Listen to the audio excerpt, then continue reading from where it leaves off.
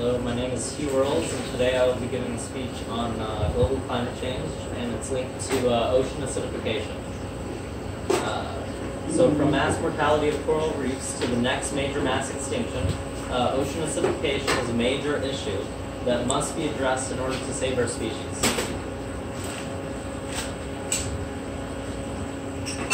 So a lower pH in the ocean as a result of carbon dioxide emissions will compromise our primary source of oxygen, which is 70% of Earth's oxygen. Climate change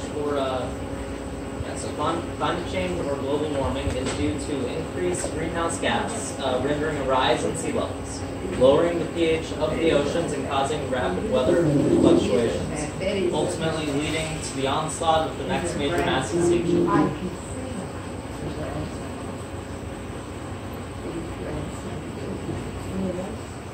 Temperature increases with an increase in greenhouse gases such as carbon dioxide as a result of IR radiation, which is absorbed and scattered by greenhouse gases. Thus, the more greenhouse gas, the more scattering, and the longer the IR radiation will stay in the atmosphere, contributing to warming. A slight increase in temperature will also increase the amount of greenhouse gas in the atmosphere. Also, water vapor can fluctuate in concentration on a day-to-day basis, while carbon dioxide will establish a much more steady concentration, which can increase quickly with emissions, but will take hundreds of years to diminish through sequestration. Slight warming from this increase in carbon dioxide will ultimately increase the average amount of water vapor in the atmosphere, which will only contribute to more scattering of IR radiation and warming. The most abundant contributing greenhouse gas is water vapor, making up 4% of the atmospheric gases. The second most abundant is carbon dioxide at 0.04% of the atmospheric gases, which is up from 0.028% prior to the Industrial Revolution. So according to NOAA, in the last 800,000 years, carbon dioxide levels have ranged from 0.018% during ice ages and 0.028% during periods of warming, as indicated by ice core samples. In other words, we're already in a period of warming, and increased carbon dioxide is only accelerating that warming.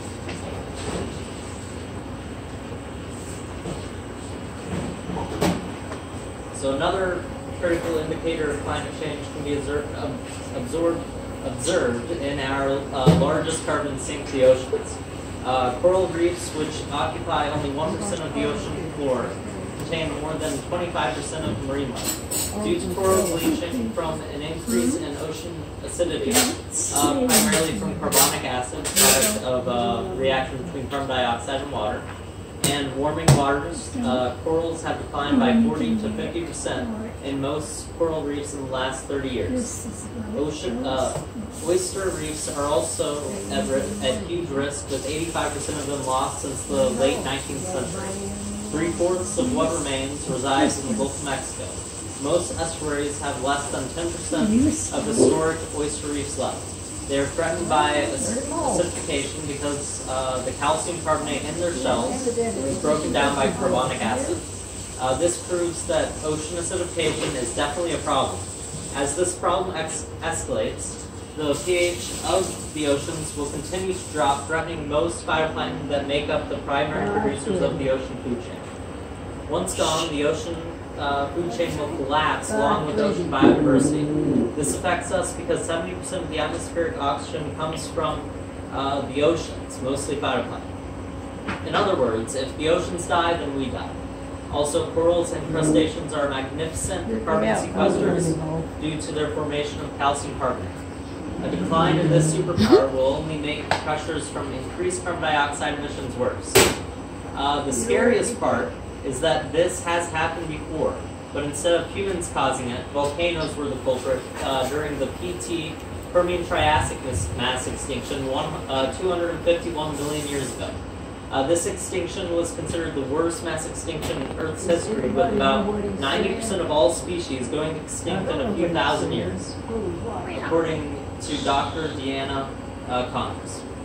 However, today, according to Yale, extinction rates may be as high as 150 species a day. which would claim 90% in much less than 1,000 years. Okay, now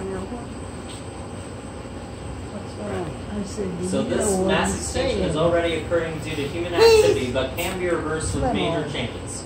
First off, we need to stop unsustainable agricultural practices that are inhibiting biodiversity from sequestering carbon dioxide, both on land and at sea. Per the Netflix original documentary Mission Blue, a third of all corn in the world is produced by Iowa, Nebraska, Illinois, Indiana, and Minnesota. On these cornfields, nitrogen-rich fertilizer becomes subject to runoff that enters streams and rivers that flow into the Mississippi and into the Gulf of Mexico, leading to eutrophication. And eutrophication is nutrient enrichment, which is an increase in nitrogen and phosphorus pollution from like fertilizers. And also ladder algal blooms that cause large dead zones due to the oxygen-dependent bacteria that break the microalgae down. There was only one dead zone in the world in 1975. 7 minutes. But due to fertilizer runoff and oil spills, there are over 500 as of 2014. These dead zones threaten biodiversity in the largest carbon sinks, which reside only along the coast and form coastal wetlands. This includes salt marshes, mangrove forests, and seagrass beds, according to NOAA. Their anaerobic soils inhibit microbial functions from releasing carbon and organic waste, effectively leading to carbon sequestration. Right. We can help to mitigate eutrophication by simply increasing biodiversity in the form of buffer zones adjacent to agricultural lands and waterways. Buffer zones are areas of high vegetation or oyster reefs that will uptake harmful nutrients or toxins before they reach a vulnerable ecosystem. We could utilize aquaponics for agricultural needs, which is a combination of aquaculture and hydroponics, and is a contained system effectively preventing runoff. And her granddaughter comes, we'll interrupt. Your granddaughter. So in summary, 3 facts that I want you to remember are that increased carbon dioxide will lead to an increase in temperature, that increased carbon dioxide will acidify the oceans, and that increased carbon dioxide can and will cause a mass extinction. However, it is possible to combat against climate change and the ocean acidification that would follow. The individual can make a difference by advocating for environmental reform and living in a more sustainable manner.